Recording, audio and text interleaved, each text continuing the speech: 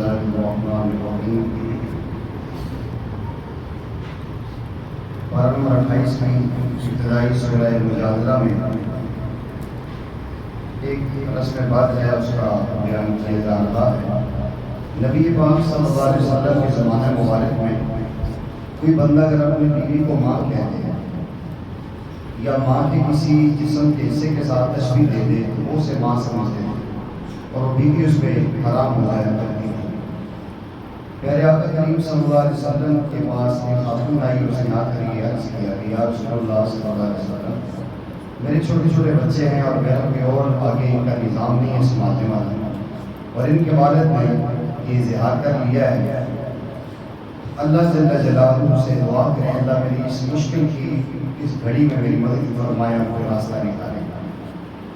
سیدہ عائشہ صدیقہ رضی اللہ تعالیٰ عنہا فرماتی ہیں اس نے اتنی باریکی کے ساتھ شکایت کی، آپ صلی اللہ علیہ وسلم کے کان میں مجھے آواز نہیں آ سکی، لیکن اللہ تیری عظمت پہ قربان کے تو سن لیا، اللہ نے سن لیا۔ اس کا ذکر آتا ہے قد سمع اللہ، تحقیق سن لی اللہ تعالیٰ نے قول التی، اس عورت کی بات تجادلک فی زوجہا، جو اپنے خاوند کے بارے میں آپ سے جھگڑا کر رہی تھی، وتشتکی الی اللہ، اللہ تعالیٰ سے شکایت کر رہی تھی، واللہ یسمع تحاورکما، اللہ تعالیٰ تم دونوں کی گفتگو کو سن رہے تھے کہ اللہ سننے والے اور سننے والے۔ اللہ جل جلالہ نے پھر پہلا ایک ضابطہ اس آیت کے ذریعے یہ بیان کیا ہے کہ جو لوگ اپنی بیویوں کے ساتھ زہار کر لیں ان کی عورتیں ماں نہیں بنتی، اور اسی طریقے سے جو الہ کر لیں وہ بھی ان کی مائیں نہیں بنتی۔ مثلاً ایک بندہ کہتا ہے کہ تیری جو سینہ ہے نا میری ماں کی سینے کی طرح ہے، تیری پیٹھ میری ماں کی پیٹھ کی طرح ہے، تیرا پیٹ میری ماں کی پیٹ کی طرح ہے، یہ تو میری ماں ہے، ہم تو ہو تو میری ماں نہ بننا، تو میری ماں بن گئی۔ بس اوقات ایسے جملے آج بھی لوگ بولتے ہیں۔ اگر کوئی بندہ ایسا بولتا ہے تو سب سے پہلے کہ فتحریر رقبہ، یہ غلام آزاد کرے۔ اگر غلام آزاد نہیں کر سکتا اس کے چھونے سے پہلے فمن لم یجد فصیام شہرین متتابعین، پھر اس کو چاہیے کہ 60 روزے 2 مہینوں کے روزے پہلے اوپر نیچے رکھے اس عورت کو چھونے سے پہلے۔ فمن لم یستطع فاطعام 60 مسکین، اگر اتنا بھی نہیں کر سکتا اسے چاہیے پھر 60 مسکینوں کو کھانا کھلا دے، بیوی اس کی حلال ہو جائے گی، وہ اس کی بیوی رہے گی، اس کے بچوں کی پرورش کے ذمہ ہوگی، اور یہ مشکل اللہ تعالیٰ دور کر دیں گے۔ سورت کے ذریعے اللہ تعالیٰ نے یہ ایک مسئلہ یہاں سے آسان فرما دیا۔ آگے چل کے آیت نمبر 8 میں بتایا جا رہا ہے کہ تو اللہ تعالیٰ نے یہ فرمایا کہ دیکھو تم اگر اکیلے ہوتے ہو تو تمہارے ساتھ دوسرے اللہ ہوتے ہیں، تم دو تنہائی پہ بیٹھے گناہ کر رہے ہو تو تیسرا تمہارے ساتھ اللہ ہوتا ہے۔ فرمایا کہ ما یکون من نجوى ثلاثة الا هو رابعهم ولا خمسة الا هو سادسهم ولا ادنى من ذلك ولا اکثر الا هو معهم۔ تم خفیہ میٹنگ کرو کہ 3 ہو تو چوتھا اللہ ہوتا ہے، 4 تو وہ 5واں اللہ ہوتا ہے، 5 تو وہ چھٹا اللہ ہوتا ہے، 2 تو وہ تیسرا اللہ ہوتا ہے۔ اللہ سے چھپ کے تو یہ بھی نہیں جا سکتے، اس لیے یاد رکھو کہ یہ نہ سمجھو کہ اللہ کو پتہ نہیں، اللہ تعالیٰ کو سب کچھ پتہ ہے۔ اگلی آیت میں یہ فرمایا کہ پیارے آقا کریم صلی اللہ علیہ وسلم کے پاس منافق لوگ آتے اور پیارے آقا علیہ السلام کے کام میں آ کے سرگوشی کرتے تھے، اور سرگوشی کا مقصد پیارے آقا سے مسئلہ پوچھنا نہیں ہوتا تھا، بلکہ سادہ لوگ جو سامنے بیٹھے ہوتے تھے ان کی نظروں میں اپنا مقام بتلانا ہوتا تھا۔ یا رسول نبی علیہ السلام کے خاص بندے ہیں، اللہ کو خاص بندے نہیں ہوتے تھے، ان غریب مسکین لوگوں میں اپنا مقام پاتے تھے کہ لوگ بعد میں ہماری عزت کریں، ہمارا وقار مانے کہ یار یہ نبی اسلام سے سرگوشی بھی کر سکتے ہیں۔ یہ اصل میں یہ کرتے تھے منافقت، اور یہ ان مسلمانوں کی غیر ذمہ داری رکھتے تھے۔ تو اللہ تعالیٰ نے فرمایا کہ اب ایسا نہیں ہوگا، یہ جو ایسا کرتے ہیں فرمایا کہ وَإِذَا جَاءُوكَ حَيَّوْكَ بِمَا لَمْ يُحْيِكَ بِهِ اللَّهُ وَيَقُولُونَ فِي أَنفُسِهِمْ لَوْلَا، یہ سارا بیان کر کے اللہ نے فرمایا کہ اب جو آئے گا وہ صدقہ دے کے آئے گا، پہلے صدقہ کرے، غریبوں کو دے، اور پھر آ کر نبی کریم صلی اللہ علیہ وسلم کے کام میں سرگوشی کرے، تو پتہ چل جائے گا کہ جس مومن نے صدقہ کرنا ہوا وہ تو کر لے گا کہ اس نے اپنے محبوب کی صلی اللہ علیہ وسلم سے بات کرنی ہے۔ منافق پیسے 1 روپیہ نہیں نکالتے، یہ کہتے ہیں کہ دوبڑی جائے لیکن چمڑی نہ جائے، پیسہ ایک نہیں نکالتے تھے، یہ ان کو روکنے کا ایک سبب تھا۔ پھر صحابہ کرام تھوڑا سے بیچارے پریشان ہو گئے کہ ہمارے پاس تو پیسے بھی نہیں ہوتے، پر میں ایسی کوئی بات نہیں ہے، تم آ کے بات کر سکتے ہو۔ اگلی آیت میں قدم سکھایا کہ جب بھی تمہارے اندر کوئی بندہ آتا ہے، باہر سے آتا ہے، اے ایمان والو، تو تفسحوا فی مجالس فافسحوا یفسح اللہ لکم، جب کہا جائے کہ جگہ دے دو تو تو باہر سے کوئی بندہ ہے تھوڑا سا دائیں بائیں سے کچھ کر لینا چاہیے تاکہ اس کو درمیان میں جگہ مل جائے، باہر سے آنے والے کا حوصلہ بچ جائے گا اور تم ایک سنت عمل پہ ثواب ہو جائے گا۔ پھر اس کے بعد آگے فرمایا کہ اے ایمان والو، یہ وہ جو میں نے عرض کر دیا، اذا ناجیتم الرسول فقدموا بین یدی نجواکم صدقہ، اب جو سرگوشی کرے گا وہ صدقہ کر کے آئے گا، یہ تمہارے لیے بھی بہتر ہے۔ اور پھر لم تجدوا، اگر تم اتنا نہیں پاتے تو اللہ غفور رحیم ہے، اللہ معاف کرنے اور رحم کرنے والے ہیں۔ آگے چل کے فرمایا کہ اہل ایمان ایسے لوگ ہیں، یہ صدیق اکبر رضی اللہ تعالیٰ کی حق میں اور ایسے تمام اہل ایمان کی شان میں یہ ذکر ہے کہ نبی علیہ السلام کے سامنے شکایت لگائی کہ ابو بکر صدیق نے اپنے بوڑھے باپ کو تماچا مارا، تو حالانکہ سب سے نرم دل، سب سے حلیم، سب سے برداشت والے سیدنا ابو بکر صدیق رضی اللہ تعالیٰ نے پیارے آقا کریم صلی اللہ علیہ وسلم کے پاس آئے تو آپ صلی اللہ علیہ وسلم نے پوچھا کہ میں نے سنا ہے کہ آپ نے اپنے ابو جان کو تھپڑ مارے، کیا یہ بات سچ ہے؟ اللہ اکبر۔ کہنے لگے اللہ کے نبی، میرے آقا خدا کی قسم میرے پاس تلوار نہیں تھی، تلوار ہوتی تو آقا کو تھپڑ نہ لگتا، گدر میں اس کو اتر جاتا، وہ آپ کی محبت اور عشق کا تمام مسئلہ تھا، تقاضا تھا۔ قرآن نے کہا ہے کہ یہ وہ لوگ ہیں یوادون من حاد اللہ ورسولہ، اگر کوئی ان کے آپوں میں سے رسول اللہ صلی اللہ علیہ وسلم کے بارے میں ایسی بات کرتا ہے یا مخالفت کرتا ہے تو وہ اس سے دوستی نہیں رکھتے، وَلَوْ كَانُوا آبَاءَهُمْ أَوْ أَبْنَاءَهُمْ أَوْ إِخْوَانُهُمْ أَوْ عَشِيرَتَهُمْ، ان کا باپ ہو، ان کے بھائی ہوں، ان کا کنبہ ہو، کوئی بھی ہو، کہتے ہیں ہمارے سامنے تمہاری کوئی حیثیت نہیں ہے، ہمارے سامنے دو جہاں کے سردار حضور احمد کے قدموں سے لگنے والی مٹی قیمتی ہے، یہ ان کی شان ہے کہ نبی علیہ السلام پہ کسی کو ترجیح نہیں دیتے۔ آج لوگ کہتے ہیں کہ خیر اسی کو مصلحت کر لیں جی، تو اس نے جو گستاخی کا جملہ بولا ہے کوئی یوں مقصد ہوگا جی، یوں مقصد ہوگا جی۔ اصل بات یہ ہوتی ہے کہ عشق والے گنتی نہیں جانتے ہیں، نہ وہ صاحب جانتے ہیں، وہ آر پار کی بات جانتے ہیں۔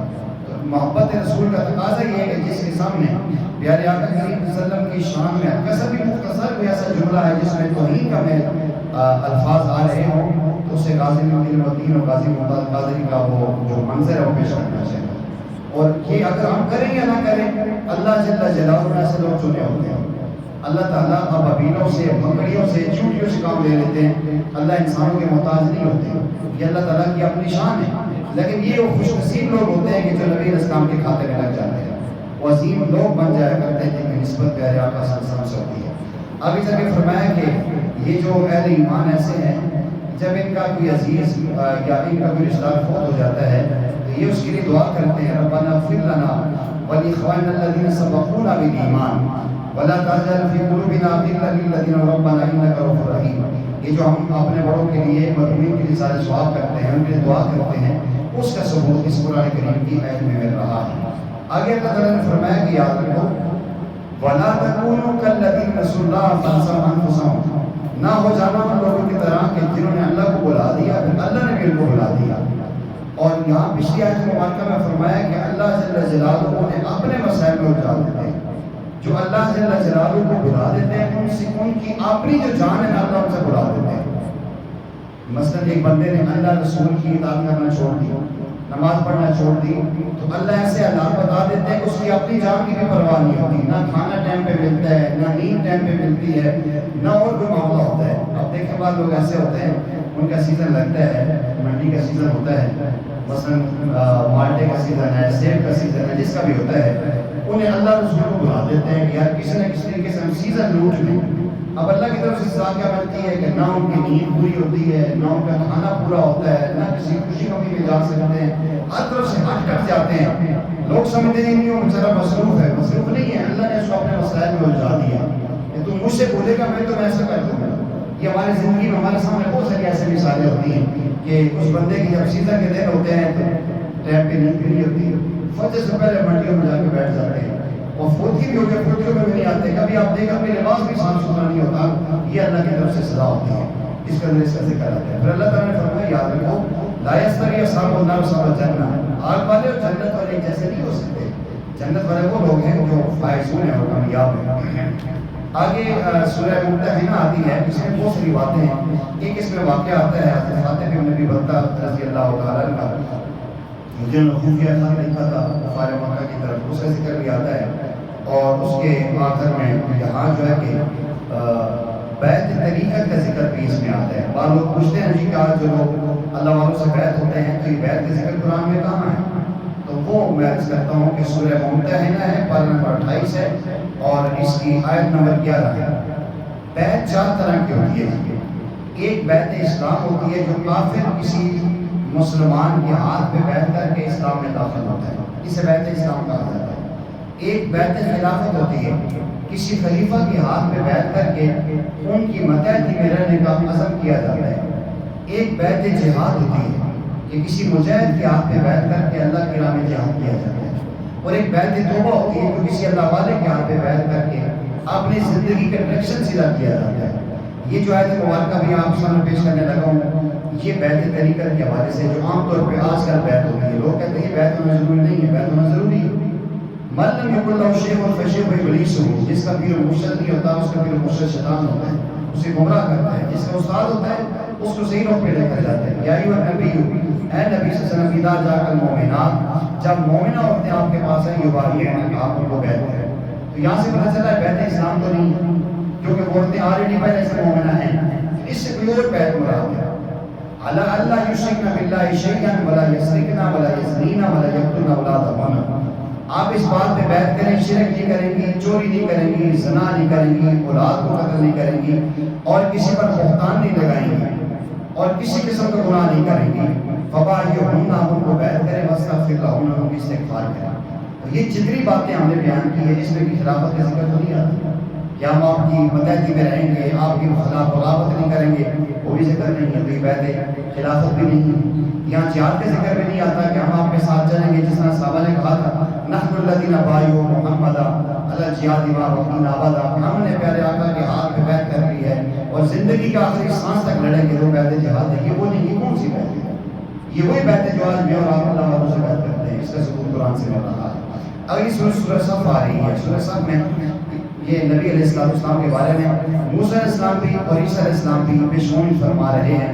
وَإِذْ قَالَ عِيسَىٰ ابْنُ مَرْيَمَ يَا بَنِي إِسْرَائِيلَ إِنِّي رَسُولُ اللَّهِ إِلَيْكُمْ جَمِيعًا مُصَدِّقًا لِمَا بَيْنَ يَدَيَّ مِنَ التَّوْرَاةِ وَمُبَشِّرًا بِرَسُولٍ مِّن بَعْدِي اسْمُهُ أَحْمَدُ، میرے بعد ایک نبی آ رہا ہے، اس کی خوشخبری سنا رہا ہوں، جس کا نام نامی اس میں گرامی احمد صلی اللہ علیہ وسلم ہو۔ پیارے آقا صلی اللہ علیہ وسلم فرماتے تھے انا دعوت جد ابراہیم و بشارت عیسیٰ، میں ابراہیم کی مانگی دعا ہوں اور عیسیٰ کی بتائی ہوئی بشارت ہوں۔ وہ ذکر یہاں رہا ہے۔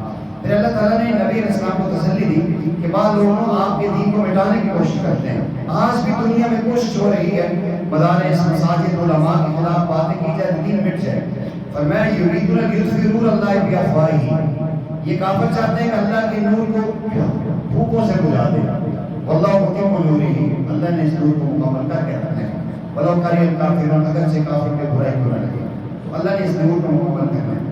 آخر میں عیسیٰ علیہ السلام کے جو انصاریین تھے ان کا ذکر آتا ہے، سورہ جمعہ ہے۔ سورہ جمعہ میں اور بہت ساری باتیں ہیں، نبی علیہ السلام کے بعثت کے مقاصد ہیں۔ اس میں سب سے عام بات جو ہے وہ ان لوگوں کے لیے کہ جو بے عمل ہوتے ہیں، قرآن پڑھتے ہیں، حافظ بنتے ہیں، قاری بنتے ہیں، عالم بنتے ہیں، عمل نہیں کرتے۔ اللہ نے مثال بڑی سخت دی ہے سورہ میں، مثل الذین حملوا التوراۃ، مثال ان لوگوں کی جنہیں اللہ نے کتاب دی تھی، ثم لم يحملوها، انہوں نے اس پہ عمل نہیں کیا، کمثل الحمار یحمل اسفارا، ان کی مثال ایسے جیسے گدھے کی پیٹھ پہ کتابیں رکھتے ہیں۔ تو جو انسان علم ہونے کے باوجود عمل نہیں کرتا، اگر عالم ہے یا کوئی بھی ہے تو قرآن یہ کہہ رہا ہے کہ وہ تو گدھا ہے۔ جس طرح گدھے کے پیٹھ پہ پوری کتابیں بخاری مسلم ابو داؤد کے ڈھیر لگا دیں، گدھے کو کوئی فائدہ نہیں ہوتا، گدھا گدھا رہتا ہے۔ جو انسان قرآن پہ عمل نہیں کرتا، اللہ تعالیٰ نے بڑے سخت جملے اس کے بارے میں کہا۔ آخر میں اس کا جو ہے نماز جمعہ کی فضیلت بیان ہوتی ہے۔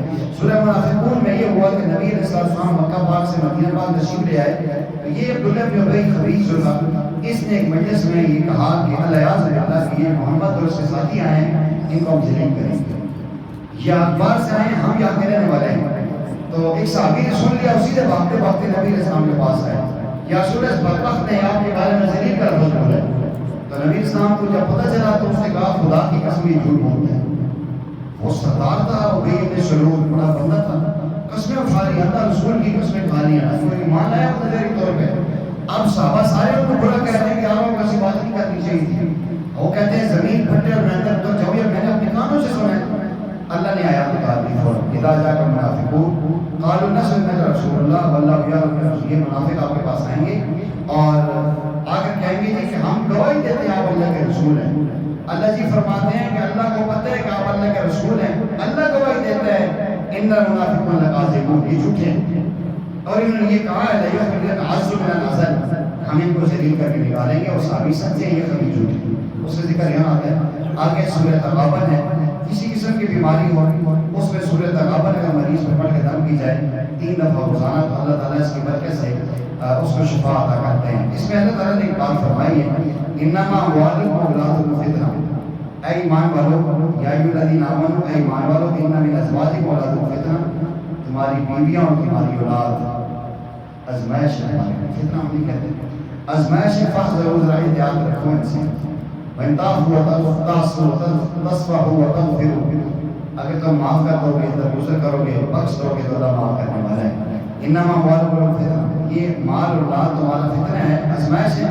واللہ عنده اجر عظیم، اللہ کے بڑا اجر. مطلب کیا ہے کہ انسان بیوی کے ہاتھوں مجبور ہو جاتا ہے یا اولاد کے ہاتھوں مجبور ہو جاتا ہے. بیوی مجبور کرتی ہے، یہ وہ بات ہے میرے لیے فلاں چیزیں لے کے آؤ، اس کے پاس وسائل نہیں ہوتے، پھر ٹوک چوری کرتے ہیں، ڈنڈی مارتا ہے، دھوکہ دیتا ہے، فراڈ کرتا ہے. تو اگر یہ بیوی ہی چاہتی تو خامد کو بری راہ پہ نہ لے کر جاتی نا. اسی انداز میں بچے ڈیمانڈ کرتے ہیں، باپ کے پاس وسائل ہی نہیں، کدھر سے لائے؟ حلال رزق سے اتنے وسائل اس کے پاس ہوتا نہیں ہے ان کی ڈیمانڈیں پوری کریں، تو وہ اس کو غلط روڈ پہ لے کر جاتے ہیں. اس لیے یہ اولاد اور یہ بیویاں انسان کے لیے آزمائش ہو جاتی ہیں. سمجھدار اور بڑے لوگ یہ جملہ کہا کرتے ہیں کہ عورت جو ہے نا، یہ انسان کو تخت پر بھی بٹھاتی ہے اور تخت دار پر بھی چڑھاتی ہے. تو انسان کو چاہیے کہ ہمیشہ اللہ جل جلالہ سے زندگی کے اچھے ساتھی کے ڈیمانڈ کرے. اللہ نیک صالح بیوی دینا کہ جو مجھے دینی راہ میں میری معاون بنے. پیارے آقا نے فرمایا کہ جس بندے کو دنیا میں 3 چیزیں مل گئی، نیک صالح قدردان بیوی مل گئی، سر چھپانے کے لیے اپنا گھر مل گیا، اور سفر کے لیے مناسب ایک سواری مل گئی، یہ سمجھو کہ اللہ نے دنیا میں سے جنت دے دی. آگے سورہ طلاق ہے، اس کے اندر طلاق کے بڑے تفصیلی مسائل آ رہے ہیں، پہلے بھی گزرے ہیں. اس کے بعد آخر میں جو ہے کہ اصول تحریم ہے، اس کے اندر 2-4 باتیں ہیں. ایک تو یہ ہے کہ نبی پاک صلی اللہ علیہ وسلم کا معمول مبارک تھا، عصر کی نماز پڑھ کے آپ صلی اللہ علیہ وسلم کی بیویوں کے ازواج کے جتنے گھر تھے سب گھروں میں جاتے تھے، جا کے پوچھتے حال احوال کیسی ہیں، ٹھیک ہے، کوئی چیز ضرورت ہے، کس طرح نظام چل رہا ہے. پھر دوسرے گھر، تیسرے گھر، چوتھے گھر، کسی کے گھر سے پانی ملتا پانی پی لیتے، کسی نے دودھ رکھا ہوتا دودھ پی لیتے، کسی کے یہاں کچھ بھی نہیں ہوتا تو دعا کر کے چلے جاتے. حضرت زینب بنت جہش جو نبی پاک صلی اللہ علیہ وسلم کی پھپھو زاد بہن ہے، جن کا ذکر ہم نے 22 بارے میں پڑھا ہے، زید بن حارثہ کے ساتھ نکاح ہوا تھا. اپنا خون اپنا ہوتا ہے، کچھ بھی ہو، اپنا خاندان برحال اپنا خاندان ہوتا ہے. لوگ کہتے ہیں جی کہ اپنا مارسیت ہے، قتل کا شاید شخصیت، تو اپنے ہوتے ہیں. انہیں پتہ تھا پیارے آقا کو شاید اچھا لگتا ہے تو وہ آپ کو شاید پیش کرتی تھی. اور مقصد یہ تھا کہ تھوڑا ٹائم زیادہ لگ جائے، پیارے آقا سے گپ شپ ہو جائے. تو اگلا جو باری ذہن کی ہوتی تھی وہ کہتی ہے کیا ہو جائے کہ یہاں ٹائم زیادہ کیوں لگتا ہے. سوتن جو ہوتی ہے نا وہ ہر چیز کو دیکھتی ہے، کہاں ہمارے گھر والے ٹائم لگاتے ہیں، کیا کرتے ہیں. اگلی نے کہا کہ 2 میں ہماری ماؤں نے آپس میں سوچا کہ ایسا کوئی عمل کیا جائے. مقصد دشمنی نہیں تھی، مقصد یہ تھا کہ ان کو زیادہ ٹائم نہ ملے، ہمیں ٹائم زیادہ ملے. محبت کی اور مقصد کچھ بھی نہیں تھا. انہوں نے پلاننگ یہ کی کہ نبی پاک صلی اللہ علیہ وسلم سے جب اگلے گھر میں آئے تو کہا یا رسول اللہ خیر تو ہے، آج آپ کے منہ سے سمیل آ رہی ہے. انہوں نے نہیں ایسی بات ہوئی، سمیل تیری میں نے زینب کے یہاں شہری بھی ہے. تو جب اگلی کے پاس گیا تو انہوں نے بھی یہی کہا. یہ پلاننگ تھی. قرآن بھی کہہ رہے سر نبی الاباد ازواج حدیث. تو پیارے آقا نے قسم کھا لی، اندر کے لیے بس میں کھاتا ہی نہیں ہے، قسم اللہ کی کبھی نہیں کروں گا. تو اللہ جل جلالہ نے فرمایا میرے محبوبہ چھوڑیں یہ باتیں کو، چھوڑ رہی تھی مگر بات معاملہ کرنا جو ہم نے حلال کیا اپنا حرام کریں.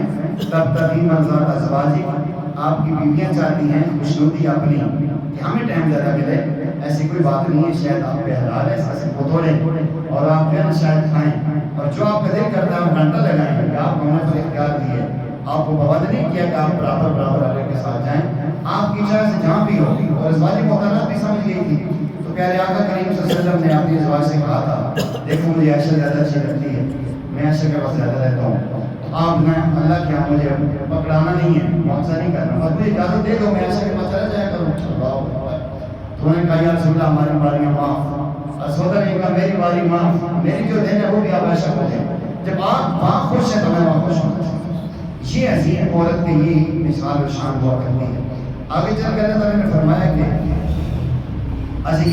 آیت آ رہی ہے سر نبی اللہ حدیثہ فلما نبات بھی وزر اللہ، جب یہ بات کھل گئی سامنے آ گئی، عرف باز وارض عن باز کو باز بات بتا دی، جب یہ سامنے آئی تو نبانی العلیم الخبیر، اللہ نے فرمایا ان تتوبا الی اللہ فقد سغت قلوبکما، سچی توبہ کر لو ختم ہو گیا معاملہ۔ تو اللہ تعالیٰ نے صاف ستھرا کر دیا معاملہ، آپ کسی ازواج محترمات کے بارے میں بولا چولا نہیں کہہ سکتے۔ یہاں پر لوگ اصل میں ہر بندے کی اپنی سوچ ہوتی ہے، جس میں جتنا احترام ہوتا ہے نا اس شخصیت کا خیال رکھتا ہے۔ اب ایک بندہ ترجمہ کرتا ہے اس حید کا، اے نبی تجھے کس نے اختیار دیا ہے میری حلال کردہ چیزوں کو حرام کرے؟ اب یہ اس کے اندر خطر ہے، اس کے دل میں رسول اللہ صلی اللہ علیہ وسلم کی محبت نہیں، عشق نہیں ہے۔ اگر محبت ہوگا تو کوئی ترجمہ یوں نہیں کرو کہ میرے محبوب آپ کو کیا ہو گیا، یہ حلال کی چیز ہے، آپ کیوں اپنے پاس قرار دیتے ہیں؟ حلال ہے کھائیں، آپ توبہ کرتے ہیں، مطلب قسم توڑ دیں۔ تو انسان کو ہمیشہ احترام کو نوز حد رکھنا چاہیے۔ نبی پاک صلی اللہ علیہ وسلم کو عام انسانوں کی طرح اپنے سامنے نہیں سمجھنا چاہیے، ورنہ یہ حالات بنے گا۔ اللہ نے فرمایا یا ایھا الذین قوا انفسکم واہلیکم نارا، اے ایمان والو اپنے آپ اور اپنے گھر والوں کو آگ سے بچاؤ جس کا ایندھن جو ہے کہ وہ پتھر ہے اور لکڑیاں اور انسان ہے، اس سے اپنے آپ کو بچاؤ۔ توبۃ نصوحا، یہ آتا ہے یا ایھا توبوا الی اللہ توبۃ نصوحا، بعد اس میں دو معنی لکھے ہیں۔ ایک معنی یہ ہوتا ہے کہ پکی سچی توبہ کرو، بعض کہتے ہیں نصوحا کی طرح توبہ کرو۔ ایک نصوحا ہے بنی اسرائیل میں ایک بادشاہ کے گھر میں ایک خادم تھا، اور معاملہ ایسا تھا کہ اس ظالم نے عورتوں کا لباس پہنا ہوا تھا، وہ عورت بن کے اس محل کے اندر رہتا تھا۔ تو باقی آپ سمجھتے ہیں کہ عورتوں کے ساتھ تھا، غلام سنتا تھا۔ تو ایک دن ایسا ہوا کہ بادشاہ کا ہار بھول گیا ملکہ کا، اور اس وقت تک پردہ پڑا ہوا تھا کہ ایمان نہیں ہو رہی ہے، عورتیں سارے گھر کی عورتیں ہوتی تھیں۔ وہ ہار تلاش کرنا شروع کیا، ایک سے نکلا، انہوں نے کہا کہ میں سب نے تلاشی ہوں۔ بادشاہ کی بیوی نے کہا میں سب اپنے کپڑے اتروا کے چیک کروں کس نے چھپایا ہوا میرا ہاتھ۔ تو اب یہ ایسا ڈرا اور ایسا ڈرا کہ آج اگر میرا راز کھل گیا، کپڑے اتر گیا تو پتہ چل جائے گا کہ میں مار دوں تو یہ مجھے قتل کر دیا جائے۔ ایسا رویا اور ایسی اس نے توبہ کی کہ اللہ جل جلالہ سے پہلے ہی دوسری کے پاس ہی ہار گیا، اور اس کی ایک توبہ ایسی مشہور ہو گئی کہ اللہ تعالیٰ نے سچی پکی توبہ کے ساتھ ہی اسے ولایت کی طرف لے گئے۔ تو فرمایا کہ توبہ طیب ہوتے ہو تو ایسے ہو جاؤ جیسے نصوحا نے توبہ کی، سچی توبہ کرو، گناہ سے نفرت ایسی کر دو کہ بس سمجھے میری زندگی کا آخری بات ہے۔ آخر میں اللہ تعالیٰ نے نوح علیہ السلام کی بیوی کا اور لوط علیہ السلام کی بیوی کی مثال دی اور آسیہ کی مثال دی ہے۔ اللہ مثال بیان کرتے ہیں ان لوگوں کی جو کافر ہیں اور ان کی بس جو ان کی بیویاں کافر ہیں، امرأت لوط کانتا تحت عبدین من عبادنا صالحین فخانتاہما، یہ دونوں ہمارے پاکیزہ بندوں کی بیویاں تھی لیکن انہوں نے خیانت کی، انہوں نے ایمان نہیں لایا۔ یہ بات ضرور ہے، نبی کی بیوی بدکارہ کبھی نہیں ہو سکتی، زانیہ نہیں ہو سکتی، ہاں کافرہ ہو سکتی ہے۔ یہ کافر پر تھے، کفر پر تھی، اور ان کے حامد جو تھے وہ زمانے کے عظیم انبیاء تھے۔ ثانی آدم تھے لوط، اور ثانی کے بعد دیکھیں لوط علیہ السلام کتنا بڑا مقام ہے، ان کی دو نبیوں کی بیوی کافر ہے۔ اور آگے فرمایا وَضَرَبَ اللَّهُ مَثَلًا آمَنُوا امْرَأَتَ فِرْعَوْنَ، فرمایا کہ اللہ مثال بیان کرتے ہیں ان لوگوں کی جو ایمان لائی تھی۔ اب ایک فرعون کی بیوی آسیہ ہے، یہ اس کو دیکھیں کہ آگے اس کا مثال آتی ہے۔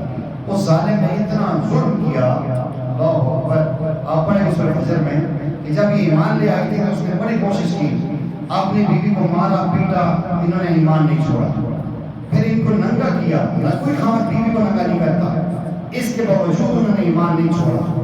پھر اس نے ان کے سینے میں پتھر کی چٹانیں رکھی، نہیں بات ہے، نہ ایمان پہ ڈٹ چکی۔ پھر اس بدبخت کے بچے نے آپ کے ہاتھوں پاؤں میں کیلے مارے، اور کیلے مار کے ان کو شہید کیا۔ اس کا ذکر آتا ہے کہ انہوں نے قالت ربی ابن لی عندک بیتا فی الجنہ، اے اللہ میرے لیے جنت میں محل بنا دے، ونجنی من فرعون وعملہ، مجھے فرعون اور اس کے اس عمل سے نجات دے دے اور ظالم قوم سے۔ اور سیدہ آسیہ کو یہ اعزاز ہے کہ قیامت کے دن پیارے آقا کی زوجہ محترمہ ہوگی۔ پیارے آقا صلی اللہ علیہ وسلم کی زوجہ حضرت خدیجہ جب انتقال کر کے جانے لگی تو پیارے آقا صلی اللہ علیہ وسلم نے فرمایا خدیجہ تم جا رہی ہو تو جنت میں تیری دو صحبتیں اور بھی ہیں، ان کو میرا سلام دیا۔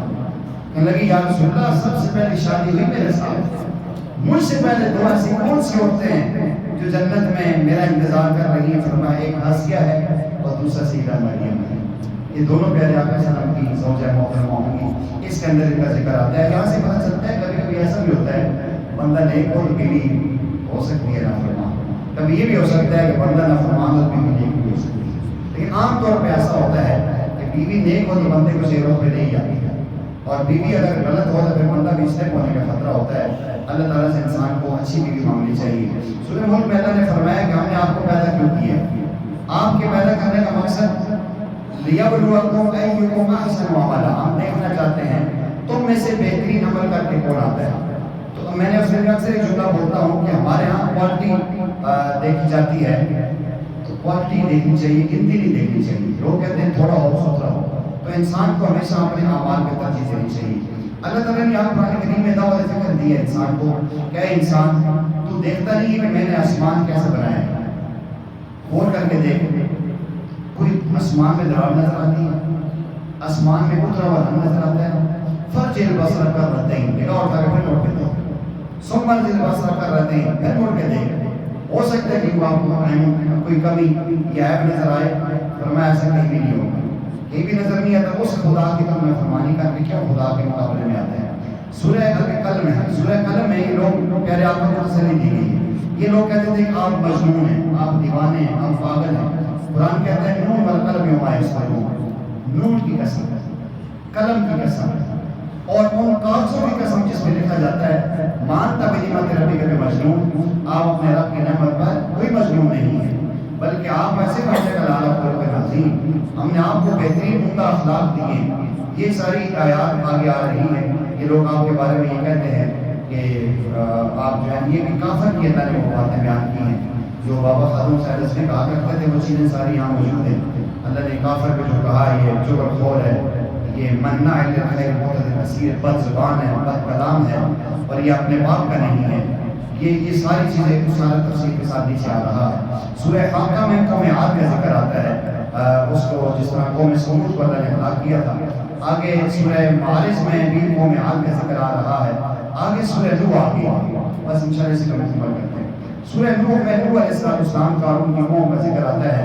نوح علیہ السلام فرماتے ہیں یا رب ان قومی، یہ میری قوم ہے، میں اپنی قوم کو ڈرا رہا ہوں، یا اللہ کو میں بار بار قال رب انی دعوت قومی لیلا و نہارا، اللہ میں نے ان کو رات میں بھی دعوت دی، میں نے دن کو بھی دعوت دی، فلم یزدہم دعائی الا فرارا، اور یہ مجھ سے دور ہی بھاگتے رہے۔ وَإِنِّي كُلَّمَا دَعَوْتُهُمْ، میں جب بھی ان کو دعوت دیتا تھا لِتَغْفِرَ لَهُمْ جَعَلُوا أَصْحَابَ الْكَعْبِ، ان کو معاف کر دیں تو میری بات سن کے کانوں میں انگلیاں دے دیتے تھے، اور وَاسْتَغْشَوْا ثِيَابَهُمْ، اپنے کپڑے جھاڑتے تھے۔ یہ باتیں نکلو تکبر کرتے ہوئے چلے جاتے تھے۔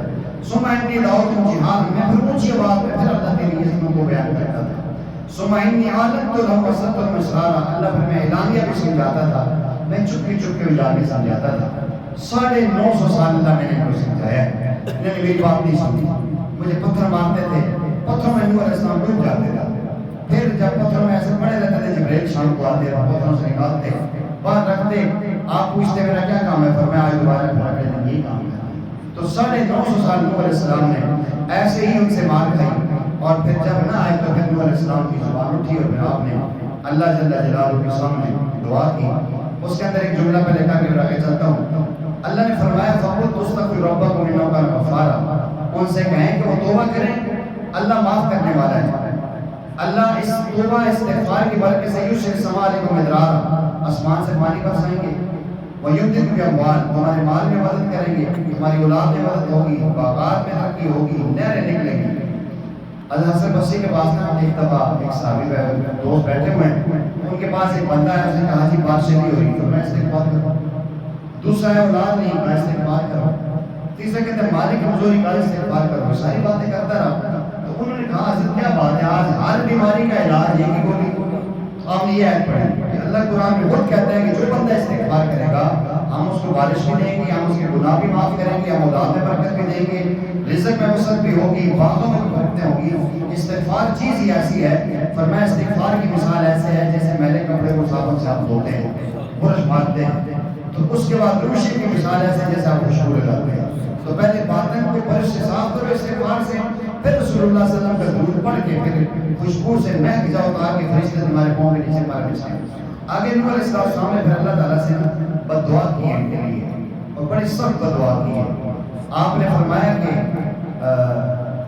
ربی انما صونی واتقوا من لم یجمع ولد خسارہ، یہ سارے کر کے ربی لا تذر، اللہ ان کا ایک گھر بھی یہاں دنیا میں نہ رہے، جتنے بھی ہیں سب کو تباہ و برباد کر دیا جائے، بڑے نیست و نابود کر دیا جائے۔ اگر اللہ یہ رہیں گے تو یہ دوبارہ فساد کریں گے۔ انک ان تذرہم، فرماتے ہیں کہ ربی لا تذر علی الارض کافر دیارا، کافروں کا روئے زمین پہ کوئی ایک گھر نہ چھوڑنا۔ انک ان تذرہم، اگر ایک بھی چھوڑ دیا یضلوا عبادک، تیرے بندوں کو گمراہ کریں گے، ولا یلدوا الا فاجرا کفارا، اور ان کی اولادیں بھی کافر ہوں گے۔ اے اللہ میری مغفرت فرما، ولی والدیک، میرے ماں باپ کی مغفرت فرما، ولمن دخل بیتی مؤمنا، اور جو میرے گھر میں مومن اور مومنہ آ جائیں ان کی مغفرت فرما۔ پھر اللہ تعالیٰ نے ایسے ہی کیا، نوح علیہ السلام کی بددعا ہی سامنے، پھر ایک زمین میں گھر نہیں رہا، پوری دنیا میں سیلاب آ گیا تھا، حتیٰ کہ بیت اللہ شریف کو اللہ نے اٹھا دیا، وہاں بھی پانی آ چکا تھا، صرف 80 اور 82 بندے بچے تھے۔ ان آیات سے پتہ چلتا ہے کہ اگر انسان اگر نافرمانی کرے گا، جس طرح ایک پیغمبر کا بہت بڑا حوصلہ ہوتا ہے، ایک وقت آتا ہے کہ پیغمبر بھی ہاتھ اٹھانے پہ مجبور ہوتا ہے، تو سبق دیا ہے کہ اپنے ماں باپ کو نہ تڑپاؤ۔ ایک نہ ایک دن آئے گا کہ ماں باپ بھی انسان کریں گے، ہاتھ اٹھیں گے، پھر جب اللہ کے سامنے ماں اور باپ کی بددعا اٹھے گی تو پھر واپس لوٹیں گے نہیں۔ ماں باپ کی بددعا کا اتنا سخت اثر ہوتا ہے، انسان کو آخری وقت میں کلمہ بھی نصیب نہیں ہوتا۔ ایک صحابی رسول ہے، ان کے بارے میں آتا ہے کہ نبی علیہ السلام کو بتایا گیا کہ فلاں کی روح نہیں نکل رہی، تو آپ نے پوچھا کہ ان کی والدہ زندہ ہے؟ فرمایا والدہ زندہ ہے۔ تو وہ آ سکتی ہے؟ فرمایا وہ کوئی بوڑھی آ نہیں سکتی۔ تو پیارے آقا صاحب خود چلنی چاہیے۔ اماں جی سے کہا کہ اماں جی آپ اس بیٹے کو معاف کر دیں تو اس کی روح نکل جائے۔ فرمانے لگی میں اس کو معاف نہیں کرتی ہوں۔ یہ ہر معاملے میں بیوی کو ترجیح دیتے تھے، میری بات نہیں سنتے تھے۔ پیارے آقا نے فرمایا اماں جی معاف کر دیں، اس کی روح نہیں نکلے گی۔ فرمایا میں تو کبھی نہیں معاف کروں گی، میرا دل بہت اس نے دکھایا ہے۔ پیارے آقا نے فرمایا جاؤ لکڑیاں لے آؤ۔ تو ماں پوچھنے لگی لکڑیاں کیا کریں گے؟ فرمایا تیرے بچے کو تیری آنکھوں کے سامنے جلائیں گے۔ پیارے آقا تو وہ جانور کو تکلیف نہیں دیتے، لیکن ذرا اس کو مجبور کرتے تھے، یار بات تو اٹھائے کس طریقے سے۔ تو فرمایا نہیں آپ لکڑیاں لے آؤ، لے جاؤ لکڑیاں لے آؤ، جلائیں گے سیدھیاں، ویسے ضرور نکلے گی نہیں۔ کیا اللہ کے نبی میں آپ کو واسطہ دیتی ہوں، میں ابھی معاف کرتی ہوں اس کو۔ آپ نے جو کہا میں معاف کرتی ہوں، صحابی نے پڑھا لا الہ الا اللہ محمد رسول اللہ۔ یہ بتلایا جائے کہ اگر نئے نئے ایمان لائے تھے وہ لوگ بھی، تو اگر ایک بندہ رسول اللہ صلی اللہ علیہ وسلم کی صحبت میں بیٹھنے والا ہو، بیوی کو ترجیح دے اور ماں کی نافرمانی کرے تو اس کو خدا کلمہ نصیب نہیں کرتا، تو ہمارے کیا ضرورت ہے؟ ہمیں ڈرنا ماں ہی تو ہے اور باپ ہی تو ہے جو جنت کا دروازہ ہے، جہنم کا دروازہ ہے۔ رضا ربی فی رضا الوالدی، فرمایا باپ کی رضا میں خدا کی رضا ہے اور باپ کی ناراضگی میں خدا کی ناراضگی ہے، شریعت کے حدود میں۔ یہ نہیں ہے کہ والد صاحب کہیں گے جا کے شراب کا کاروبار کر، مفتی صاحب نے کہہ دیا باپ کی بات ماننا ضروری ہے۔ باپ کی وہ بات مانیں گے جو شریعت کے حدود میں ہوگی۔ اللہ کریم ہمیں اپنے ماں باپ کا احترام نصیب فرمائے، میرے مرشد استاد کا احترام نصیب فرمائے، بعد نصیب اور بیعت نصیب ہو کرتے ہیں۔ اللہ اس میں عمل کی